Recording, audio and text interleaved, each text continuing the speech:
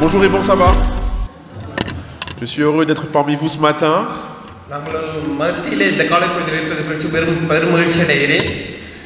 Alors, malheureusement, je suis tout seul. Mon épouse va bien, mais la petite est un petit peu malade.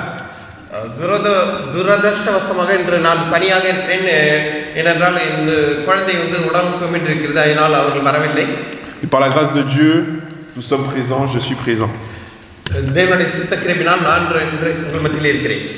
Chers amis, j'aimerais vous rappeler que nous servons un Dieu qui est puissant.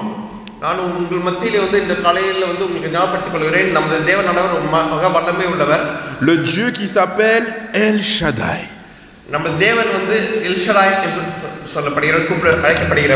Un Dieu qui se tient présent dans nos combats, même lorsque nous ne le voyons pas.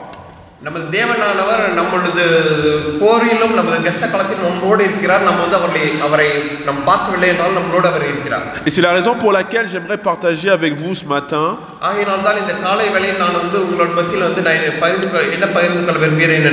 une réflexion autour du peuple de Dieu.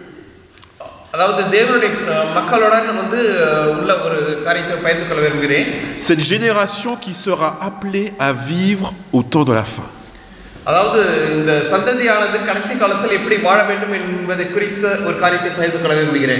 oui, nous croyons que ce monde aura une fin.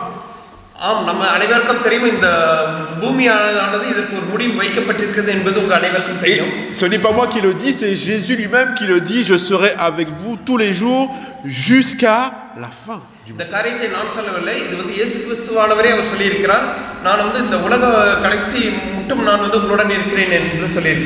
Et nous croyons que Jésus-Christ revient bientôt.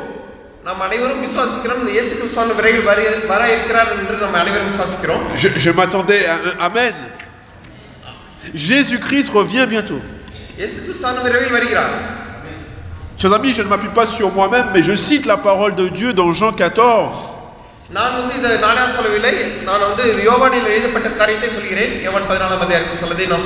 Où Jésus-Christ va dire: je reviendrai afin que là où je suis, nous y soyons aussi.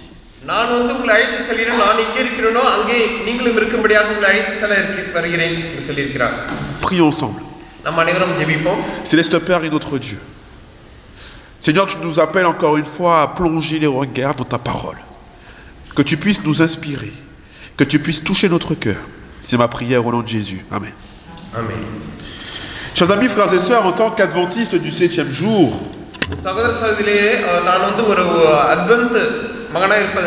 nous croyons que Jésus-Christ se trouve actuellement dans le lieu très saint, en train d'intercéder pour chacun d'entre nous.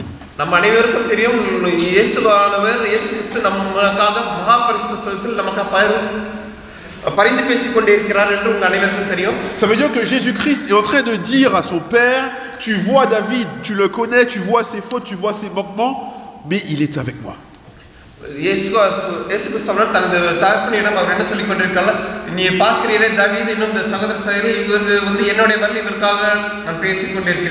J'ai donné ma vie pour qu'il ait la vie éternelle.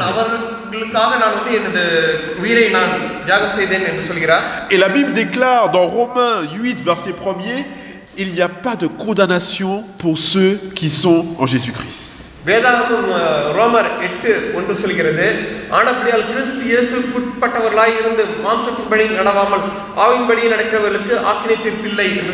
Et j'attire notre attention sur le thème condamnation. Ce qui veut dire, condamnation veut dire qu'il y a eu un jugement.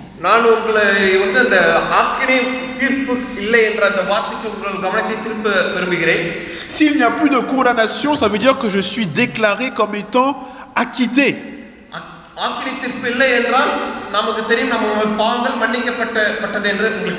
Et c'est justement parce qu'il y a eu un jugement que je ne suis plus coupable, mais que je suis non pas innocent, mais acquitté.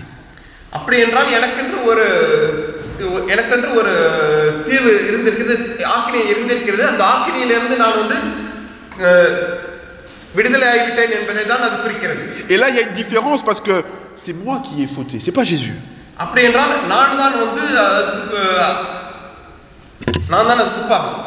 Mais Jésus a pris ma faute. Et nous croyons, chers amis, que depuis 1844, Jésus se tient dans le lieu très saint du sanctuaire.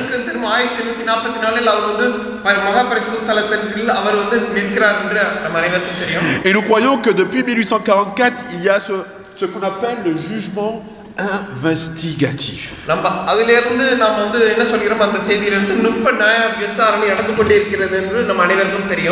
Est-ce que je peux voir les mains de celles et ceux qui ont déjà entendu parler du jugement investigatif? Chers amis, rapidement, comment nous savons que cela a commencé en 1844? Comment nous savons que cela a commencé en 1844?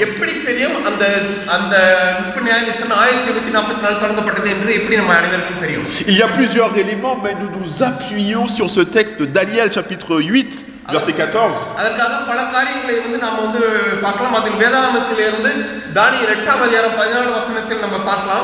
Et il me dit, 2300 soirs et matins, puis le sanctuaire sera purifié.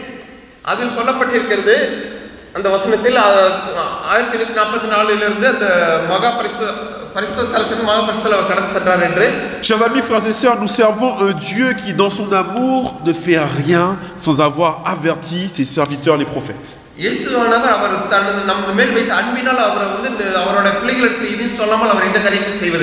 Il y a certains qui pensent que le jugement va se faire au retour de Jésus.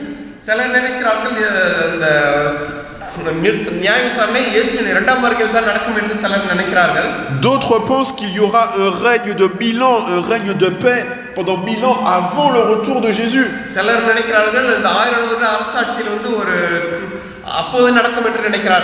Mais permettez-moi de nous rappeler que si Jésus revient, c'est que le jugement est terminé.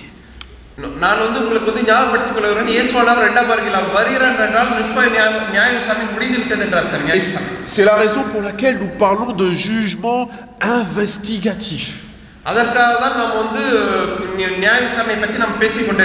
Et je vous invite à prendre vos Bibles avec moi dans Daniel chapitre 12, verset 1er. Ce sera le texte central de notre partage de ce matin. Je lis, en ce temps-là se lèvera Michael, le grand chef, qui tient pour défenseur les fils de ton peuple, et ce sera un temps de détresse, tel qu'il n'y en a pas eu depuis qu'il existe une nation, jusqu'à ce temps-là. Et en ce temps-là, ton peuple sera délivré, quiconque sera trouvé écrit dans le livre de vie, dans ma version. Oui. தானியேல் 12ஆம் அதிகாரம் 1ஆம் வசனம் உன் ஜனத்தின் புத்திரருக்காக நிற்க பெரிய அதிபதியாக மிகாவேல் அக்காலத்தில் எழும்புவான் யாதொரு ஜாதியாரும் தோன்றினது முதல் அக்காலம் மட்டும் உண்டாயிராத ஆபத்து காலம் வரும் அக்காலத்திலே புஸ்தகத்தில் எழுதியிருக்கிறவர்களோ ஆக காணப்படுகிற உன் ஜனங்கள் அனைவரும் விடுவிக்கப்படுவார்கள். Nous allons nous attarder sur plusieurs éléments dans ce verset ce matin. நாம் இந்த வசனத்தை குறித்து தியானிப்பதற்கு பல காரியங்களை குறித்து நம்ம பார்க்க இருக்கிறோம். Premièrement, le verset commence par nous dire Michael. Qui est Michael? ஆனால் இந்த வசனம் தொடங்குவது எப்படி தொடங்குகிறது என்றால் மிகாவேல் என்று தொடங்குகிறது. மிகாவேல் என்றால் யார்? Michael représente Jésus lui-même. மிகாவேல் யாரை குறிக்கிறது என்றால் இயேசுவை குறிக்கிறது. D'ailleurs, Michael signifie qui est comme Dieu, semblable à Dieu. மிகாவேல் என்றால் அது தேவனை குறிக்கிறது. தேவனுக்கு. Et je crois sans me tromper que c'est Jésus-Christ seul qui est semblable à Dieu. D'ailleurs, Satan a toujours voulu être l'égal de Dieu.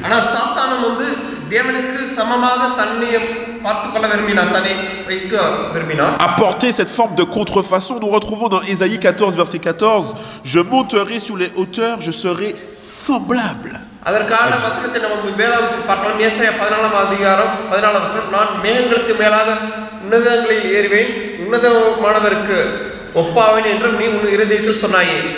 Et nous voyons dans le texte de Daniel chapitre 12 verset 1er, nous voyons que Michael se lève. Et dans le livre de Daniel, à chaque fois qu'il y ait mention de quelqu'un qui se lève, c'est pour faire référence à un roi qui commence son règne.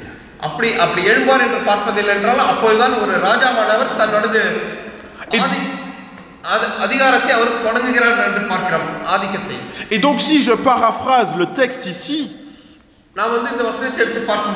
Le texte nous dit qu'en ce temps-là, Jésus-Christ commencera à régner.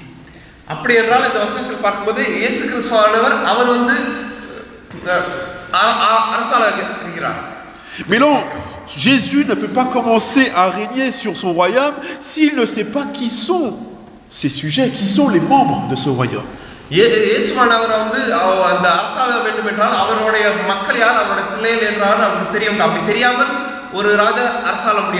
Si le royaume de Jésus commence, c'est parce qu'on peut identifier qui font partie du royaume. Si le royaume de Jésus commence, c'est qu'on peut identifier qui font partie du royaume.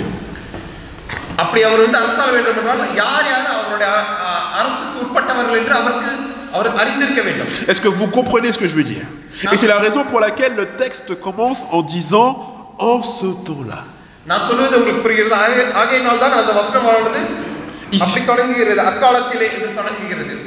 Ici, nous sommes dans le temps du jugement investigatif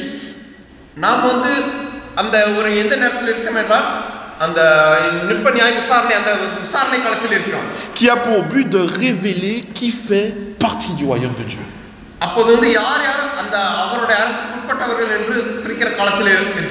Et donc, en ce temps-là, si Michael se lève, c'est que le jugement est terminé.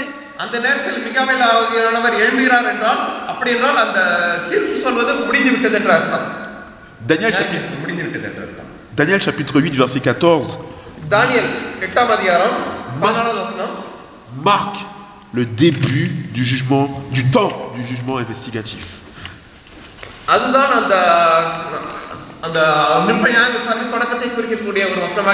C'est-à-dire le jugement de toutes celles et ceux qui sont morts et qui sont toujours en vie jusqu'au temps de la fin.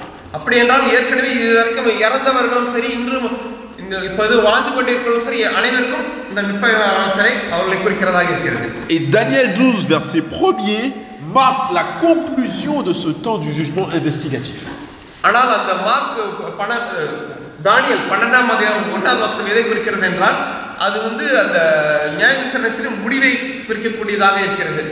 Autrement dit, dans Daniel 12, verset 1er, Michael a déjà le nom des personnes qui font partie de son royaume.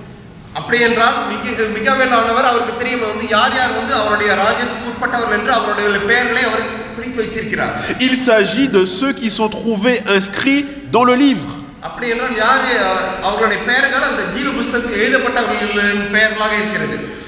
Dans Daniel chapitre 12, verset 1er, Michael a changé son habit, son vêtement.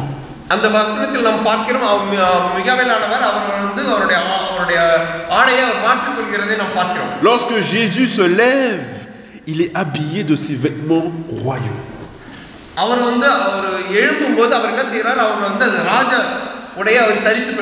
Autrement dit, sa fonction a changé.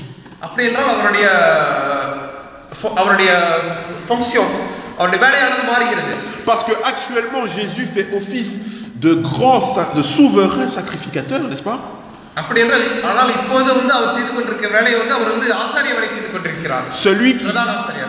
Celui qui intercède pour chacun de nous. Mais lorsque nous sommes dans Daniel chapitre 12, Jésus apparaît comme étant le roi.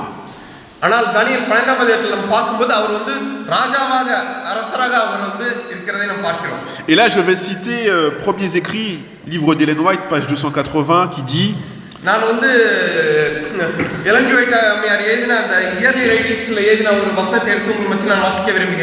alors je vis Jésus qui déposait ses vêtements sacerdotaux pour revêtir ses habits royaux. Il portait sur la tête plusieurs couronnes, placées les unes dans les autres. Il quitta le ciel, entouré de l'armée angélique.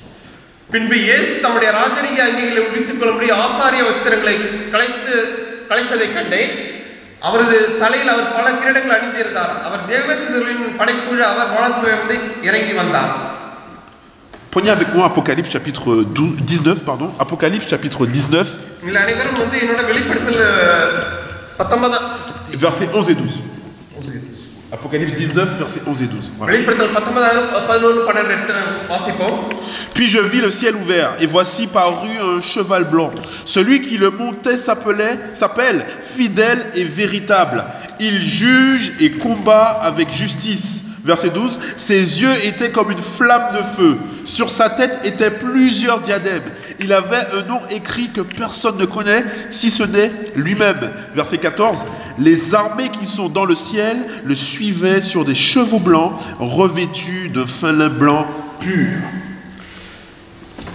வெளிப்படுத்தல் 19 அதிகாரம் 11, 12, 13 வசனங்களை வாசிப்போம். 12, 14. பின்பு பரலோகம் திறந்திருக்க கண்டேன். இதோ ஒரு வெள்ளை குதிரை காணப்பட்டது. அதன் மேல் ஏறி இருந்தவர் உண்மையும் சத்தியம் உள்ளவர் எனப்பட்டவர். அவர் நீதியாய் நியாயம் தீர்த்து யுத்தம் பண்ணுகிறார். அவருடைய கண்கள் அக்னி ஜுவாலையை போல் இருந்தன. அவருடைய சிரசின் மேல் அநேக கிரீடங்கள் இருந்தன. அவருக்கே என்று வேறு ஒருவருக்கும் தெரியாத ஒரு நாமமும் எழுதியிருந்தது. 14, பரலோகத்தில் உள்ள சேனைகள் வெண்மையும் சுத்தமும் உள்ள வெள்ளிய வஸ்திரம் தரித்தவர்களாய் வெள்ளை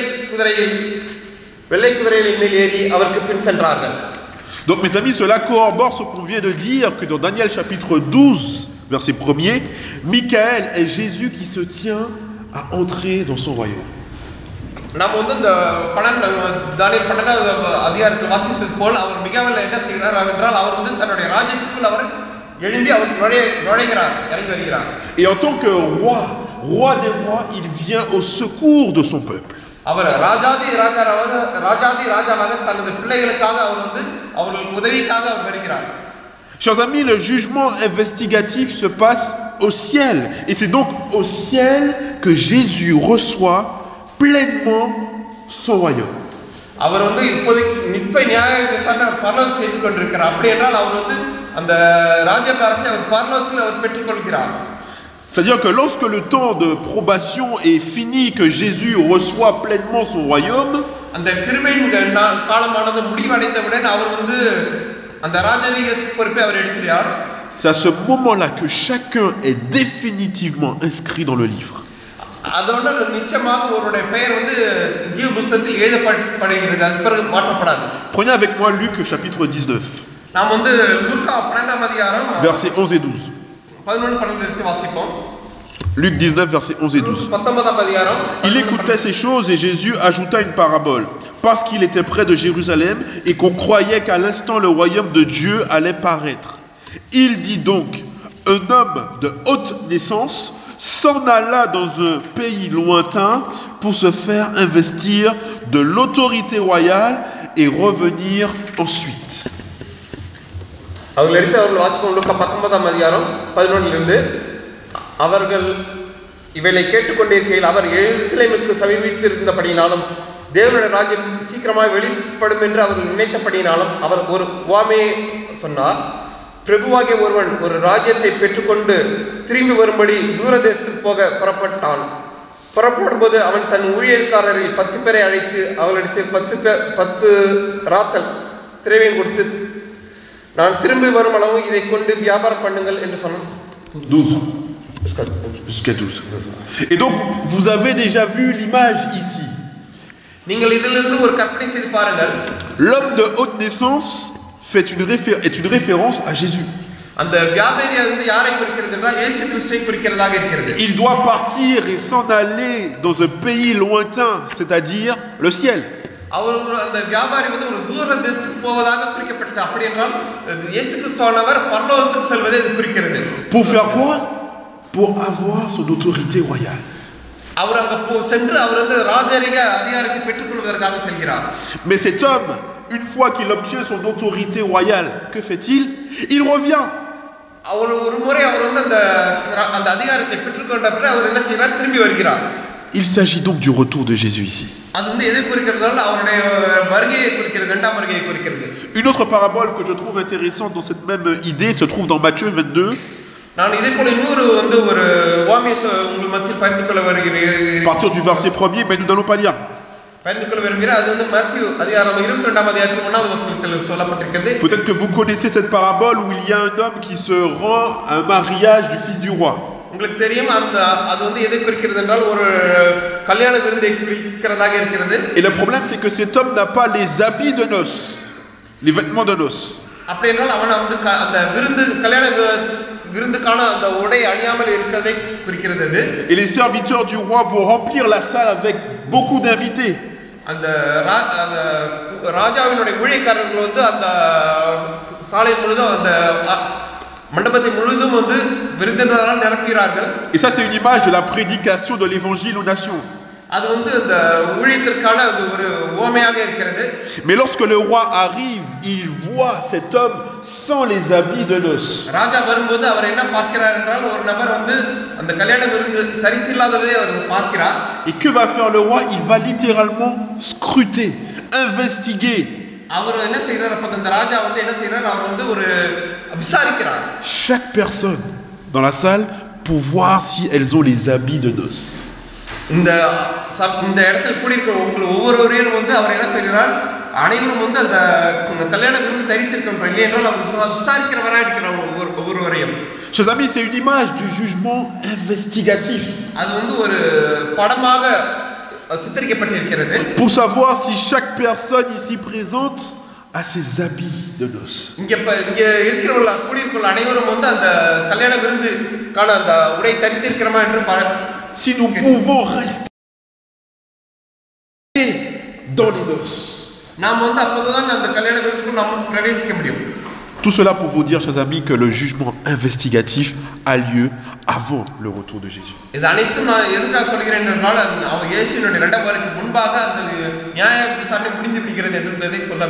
Parce que lorsque l'époux arrive, les portes sont fermées.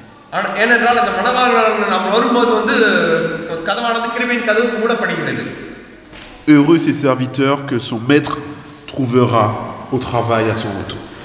Je le disais ce matin.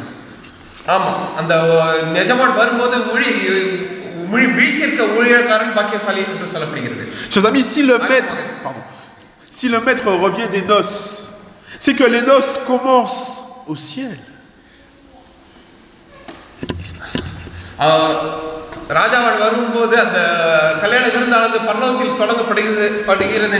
Le début des noces commence au ciel. Ce qui veut dire que lorsque Jésus revient, les membres du royaume de Jésus sont déjà scellés.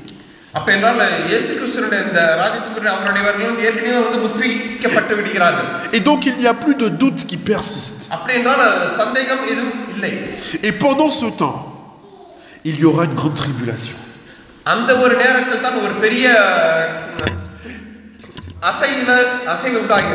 Il n'y aura plus d'intercesseurs pour le peuple de Dieu.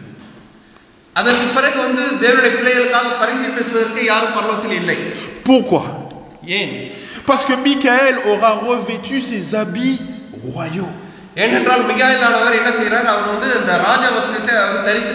Il ne sera plus de question de souverain sacrificateur dans le lieu très saint.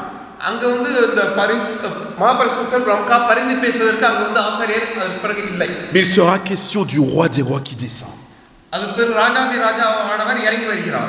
Chers amis, pendant ce temps-là, ce sera un temps de trouble, comme nous dit le texte de Daniel 12, verset 1er, un temps de détresse.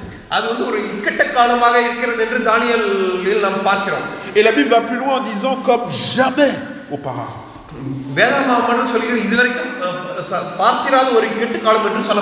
Un temps de détresse qui va faire que Michael va se lever pour dire c'en est assez. Pour dire c'en est assez. Daniel chapitre 12 verset 1er. En ce temps-là se lèvera Michael, le grand chef, le défenseur des enfants de ton peuple.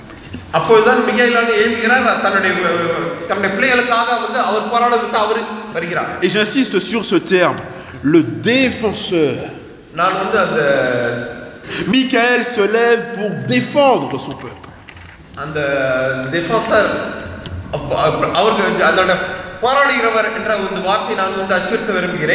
Et s'il y a besoin de défenseurs, c'est que nous sommes attaqués.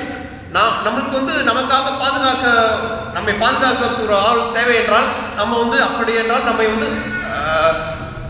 நம்மை துன்பப்படுத்தல இருக்கிறார்கள் என்று அர்த்தம். நம்மை கொடுமைப்படுத்தல இருக்கிறார்கள் என்று அர்த்தம். Mais lorsque Michael se lève, மிகாயேல் ஆனவர் எழும்பும்போது qui pourra résister? யார் வந்து இது நிற்கக்கூடும் இந்த நேரத்தில்? Chers amis, Jésus sera avec nous tous les jours jusqu'à la fin du monde. இயேசுவானவர் நம்மோட ஒவ்வொரு நாளும் இந்த உலகத்தின் முடிவு மட்டும் நம்மோடு கூட அவர் இருக்கிறார். Et je pense que nous ne comprenons pas toujours cette phrase. நாம் வந்து இந்த ஒரு காரியத்தை நம்ம புரிந்து கொள்வது கிடையாது. Ça veut dire que même lorsque Jésus n'intercédera plus pour nous et que les attaques du mal seront à leur paroxysme, இயேசுவானவர் நமக்காக பரிந்து பேசுகிற காரியம் முடிந்து விட்டாலும் சரி, நாம் வந்து நம்மோடு நமக்காக வந்து அவர் போராடி கொண்டே இருக்கிறார். lorsque les quatre vents seront relâchés, அந்த காற்றானது அவர் காற்றை பிடித்திருக்கிற தூதர் அந்த காற்றை விட்டாலும் சரி, அவர் நமக்காக நம்மோடு கூட அவர் இருக்கிறார். Jésus sera quand même avec nous. இயேசுவானவர் நம்மோடு கூட அவர் எப்போதும் இருக்கிறார். Daniel chapitre 12 verset 1er déclare: தானியேல் 12ஆம் அதிகாரம் 1ஆவது வசனம் சொல்கிறது, en ce temps-là, ceux de ton peuple qui seront trouvés inscrits dans le livre seront sauvés. அப்போது ஜீவ புஸ்தகத்தில் பேர் எழுதப்பட்டவர்கள் மாற்றம் வந்து அவர்கள் மட்டும் அவர்களுக்கு விடுவிக்கப்படுகிறார்கள். Ça veut dire qu'au cœur de la détresse, il y aura encore cette espérance qui va nous animer. அந்த நேரத்தில் வந்து நமக்கு வந்து இந்த இயேசு கிறிஸ்து நமக்கு நம்பிக்கை கொடுக்கக்கூடியவராக இருக்கிறார். Et pour mieux comprendre justement la portée de la délivrance qu'apporte Jésus, j'aimerais que nous puissions retourner dans le livre de Daniel chapitre 3. நான் வந்து உங்களை திரும்ப தானியேல் 3ஆம் அதிகாரத்துக்கு வந்து உங்களை கொண்டு செல்ல விரும்புகிறேன். C'est un chapitre qu'on connaît, qu'on a déjà entendu à plusieurs reprises. உங்கள் அனைவருக்கும் தெரியும் அந்த அதிகாரமானது. Et c'est un chapitre qui illustre trois choses principales. அது வந்து மூன்று காரியத்தை குறித்து அந்த அதிகாரமானது பேசக்கூடியதாக இருக்கிறது. L'épreuve, அது வந்து டெஸ்ட், அதாவது ஒரு பரீட்சை, la foi விசுவாசம் et la délivrance. விடுதலை குறிக்கிறதாக இருக்கிறது. Daniel 3, nous voyons des éléments qui nous interpellent rapidement. Le roi Nebuchadnezzar va faire construire, rappelez-vous, une immense statue, n'est-ce pas? Une statue à son image. அந்த தானியேல் 3ஆம் அதிகாரத்தில் பார்க்கிறோம், ராஜாவாகிய நேபுகாத்நேசர் என்ன செய்றார் என்றால் 60 முழ உயரமும் 6 முழ அகலம் உள்ள ஒரு பொற்சிலையை பண்ணி வைக்கிறார். Et le roi va publier un décret exigeant que tous, petits et grands, doivent se prosterner et adorer cette image. Nebuchadnezzar ஒரு சட்டம் போடுகிறார், என்னவென்றால் சிறியவர் பெரியவர் முதல் அனைவரும் என்ன செய்ய வேண்டும், அந்த சிலையை வந்து வணங்க வேண்டும் என்று ஒரு சட்டம் போடுகிறார். Versets 4 et 5. வசனம் 4 5 வாசிப்போம். Vas-y. எடுத்தல் வாசிக்குமாறு கேட்டுக்கொள்கிறேன். வாசக்காரமானவர்களே, உங்களுக்கு அறிவிக்கப்படுவது என்னவென்றால், நாகசுரம், கிண்ணரம், விருணை, சிரமண்டலம், தம்புரு முதலான சகலவித கீத வாக்கியங்களின் சத்தத்தை நீங்கள் கேட்கும்போது நீங்கள் கால விழுந்து ராஜாவாகிய நேபுகாத்நேசர் விழுந்த பொற்சிலையை பணிந்து கொள்ள கடவீர்கள். Verset 6, merci ma soeur. Verset 6.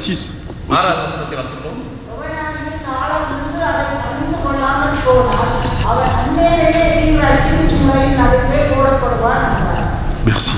Et là, il y aura un groupe de jeunes, Shadrach, Meshach et Abednego, qui vont faire quoi?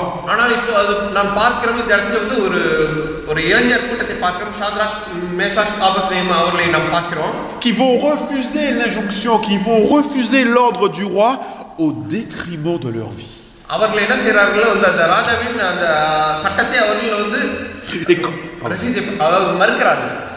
Et quand le roi apprend la nouvelle, il est furieux.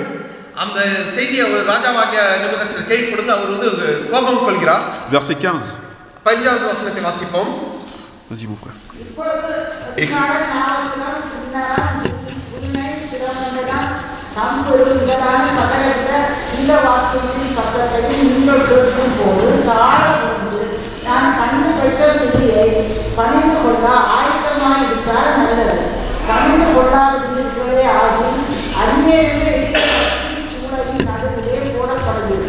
உங்களை என் கைக்கு தப்பிக்க போகிற தேவன் யார் என்றார். Merci ma soeur. Et remarquez bien la phrase que prononce le roi. Et quel est le Dieu qui vous délivrera de ma main? இதுல வந்து நம்ம வந்து முக்கியமாக வந்து ராஜா சொல்கிற அந்த காரியத்தை நாம் கவனிக்க வேண்டும். உங்களை என் கைக்கு தப்புவிக்க போகிற தேவன் யார் என்றான். Et ces trois jeunes gens vont répliquer au roi. Verset 17-18. அதுக்கு வந்து இந்த மூன்று வாலிபர்களும் வந்து அந்த ராஜாவின் கட்டளை மறிக்கிறதை நாம் வந்து 17வது வசனத்தில் நாம் வாசிக்கலாம். நாங்கள் ஆராதிக்கிற எங்கள் தேவன் எங்களை தப்புவிக்க வல்லவராய் இருக்கிறார். அவர் எரிகிற அக்கினி சூளைக்கும் ராஜாவாகிய கைக்கும் நீங்களாக்கி விடுவிப்பார்.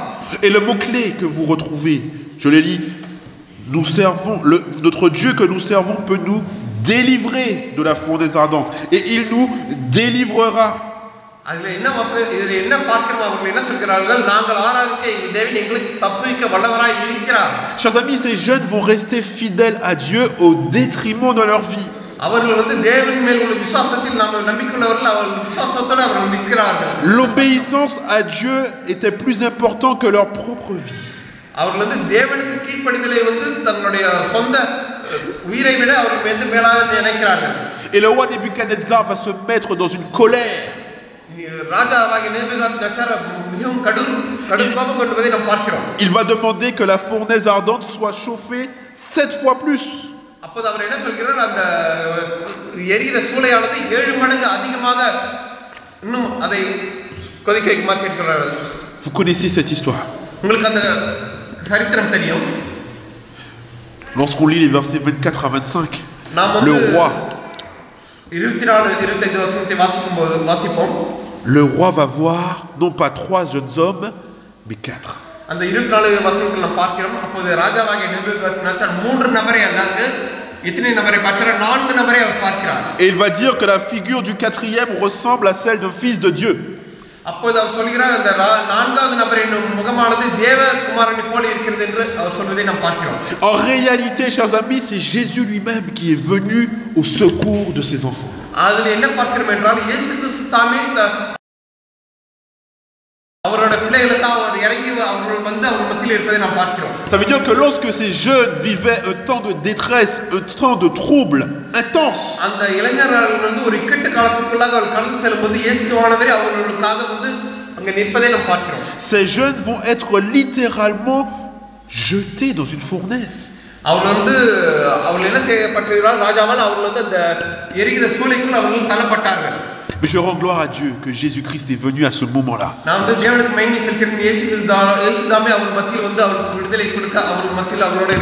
Chers amis, certaines fois Jésus nous sort de notre détresse. Mais d'autres fois Jésus nous accompagne dans notre détresse. Ne croyons pas que c'est parce que nous servons Dieu que nous n'aurons pas de détresse. La Bible nous enseigne que Jésus sera avec nous dans notre détresse.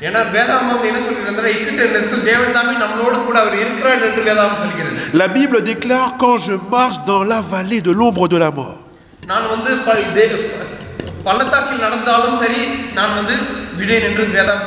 Ça veut dire que je marcherai dans la vallée de l'ombre de la mort.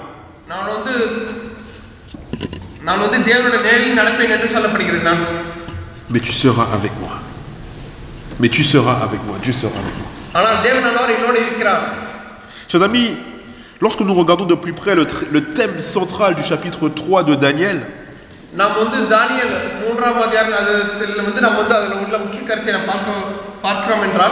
le thème qui se dégage, c'est la délivrance de Dieu. J'ai envie de dire la délivrance du peuple de Dieu. Et tout cela est là pour nous rappeler que ce qui s'est fait, c'est ce qui se fera. Ce qui a été, c'est ce qui sera.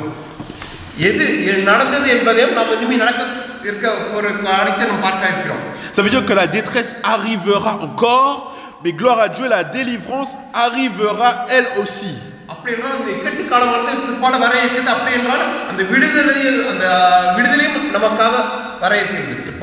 Pour celles et ceux qui auront mis leur foi en Jésus-Christ.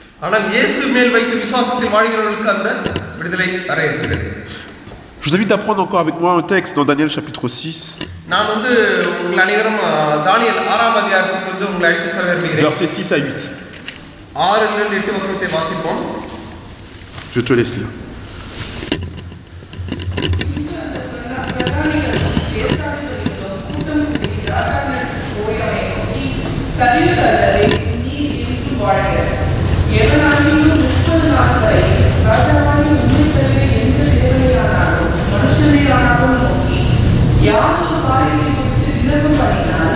அவன் சிங்கத்தின் கேள்வியில் போடப்பட ராஜா கட்டளை பிறப்பித்து உறுதியான தாக்கீது செய்ய வேண்டும் என்று ராஜ்யத்தினுடைய எல்லா பிரதானிகளும் தேசாதிபதிகளும் பிரபுக்களும் மந்திரிமார்களும் தலைவர்களும் ஆலோசனை பண்ணி கொண்டிருக்கிறார்கள்.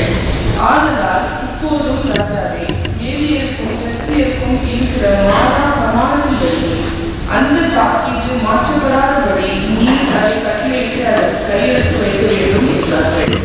Amen.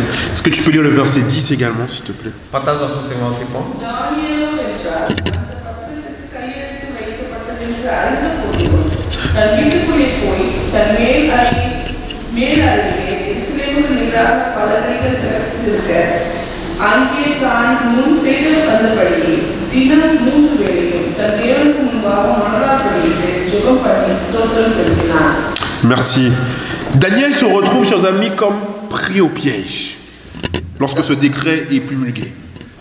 இந்த காரியத்தை நம்ம இந்த வசனத்தில் பார்த்தோம்னா தானியேலானவர் வந்து அவருடைய மந்திரிகளின் மஞ்சளில் அவர் சிக்கிக்கொள்வதை நாம் பார்க்கிறோம். Que va faire Daniel? Est-ce qu'il va s'énerver? Est-ce qu'il va chercher celles et ceux qui ont fait voter cette loi? தானியேல் வந்து என்ன செய்யறார்? கோபம் கொள்கிறாரா? யார் யார் வந்து அவருக்கு எதிராக செயல்பட்டாலும் கோபம் கொள்கிறாரா? இல்லை அவருக்கு விரோதமாக வந்து அவருக்கு பேசுகிறாரா? Est-ce que Daniel va réfléchir sur comment se venger? இல்லை என்றால் அவங்களை எப்படி பழிவாங்குவது என்று தானியேலானவர் சிந்திக்கிறாரா? Pas du tout.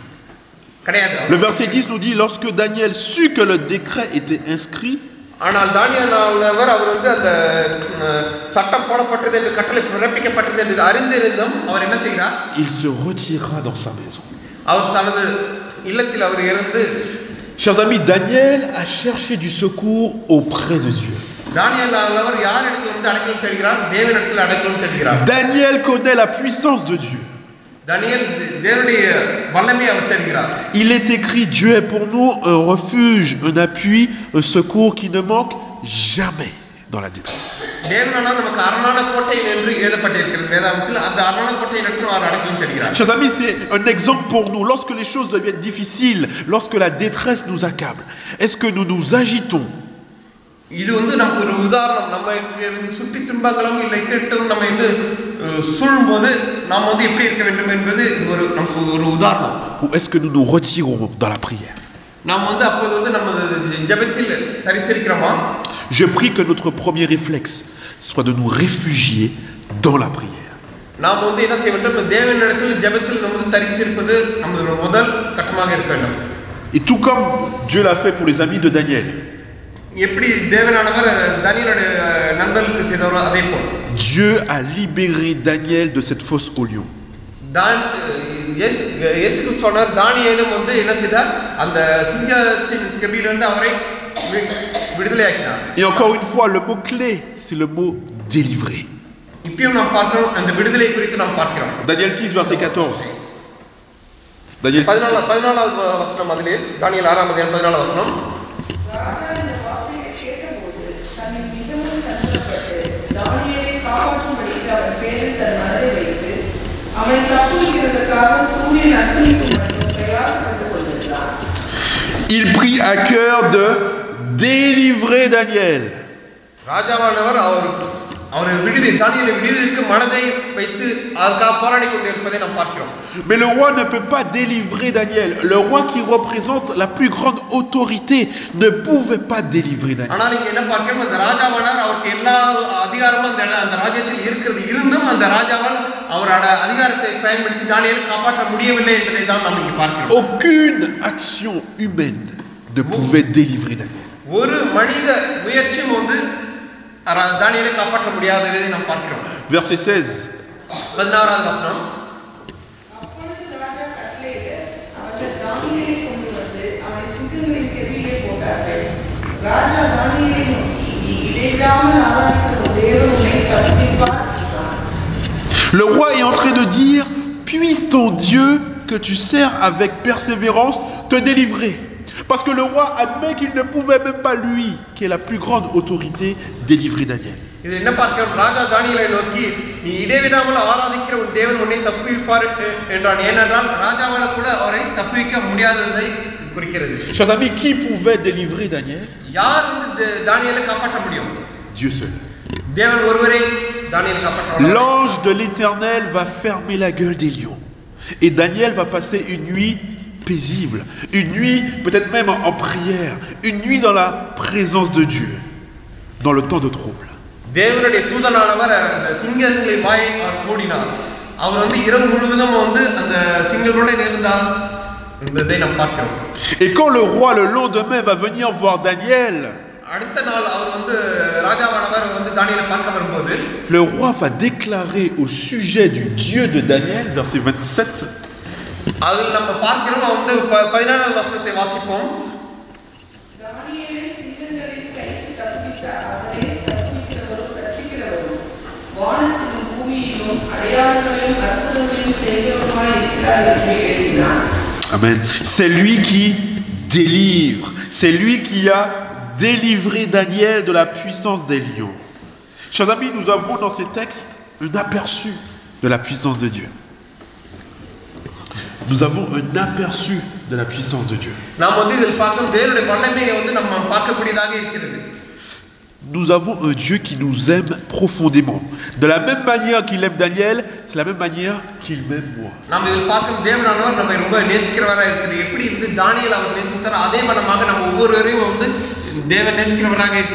Ne croyons pas que Dieu est insensible à la souffrance qu'il y a dans ce monde.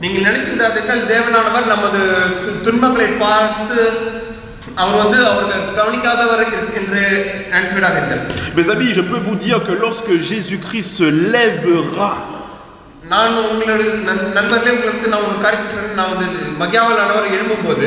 rien ni personne ne pourra lui faire obstacle. Et alors que la détresse sera un temps de trouble maximum, un temps de trouble.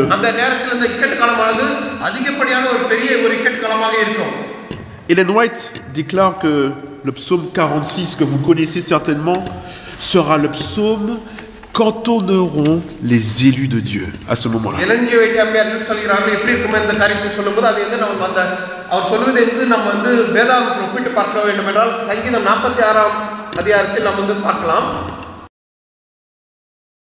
Et c'est un psaume que j'apprécie particulièrement. Parce que lorsque nous comprenons ces paroles dans une dimension de fin des temps,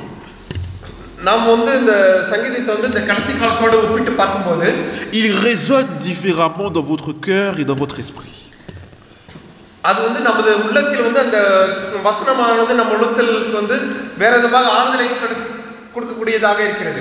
Et je prie, chers amis, que nous puissions être toutes et tous présents pour entonner ce psaume 46 que nous allons lire ensemble ce matin pour finir.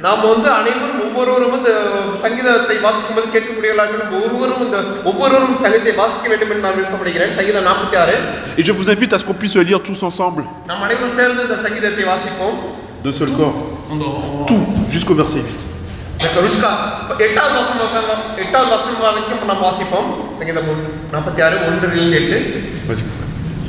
தேவன் நமக்கு அடைக்கலமும் பலனும் ஆபத்து காலத்தில் அணுகலுமான துணையுமானவர். ஆகையால் பூமி நிலை மாறினாலும் மலைகள் நடுச்சமுத்திரத்தில் சாய்ந்து போனாலும் அதன் ஜலங்கள் கொந்தளித்து பொங்கி அதன் பெருக்கினால் பர்வதங்கள் அது இருந்தாலும் நாம் பயப்படும். ஒரு நதி உண்டு, அது நீர்கால்கள் தேவனுடைய நகரத்தையும் உன்னதமானவர் வாசம் பண்ணும் பரிசுத்த ஸ்தலத்தில் சந்தோஷிப்பிக்கும். தேவன் அதன் நடுவில் இருக்கிறார், அது அசையாது. அதிகாலையிலே தேவன் அதற்கு சகாயம் பண்ணுவார். ஜாதிகள் கொந்தளித்தது, ராஜ்யங்கள் தத்தளித்தது. அவர் தமது சத்தத்தை முழங்க பண்ணினார், பூமி உருகி போயிற்று. செயலின் கர்த்தர் நம்மோடு இருக்கிறார். யாக்கோபின் தேவன் நமக்கு உயர்ந்த அடைக்கலமானவர். பூமியிலே பாழ்கடிப்புகளை நடப்பிக்கிற கர்த்தருடைய செய்கைகளை வந்து பாருங்கள். Amen. Que Dieu vous bénisse. தேவன் உங்களை ஒவ்வொரு ஆசீர்வதிப்பாராக.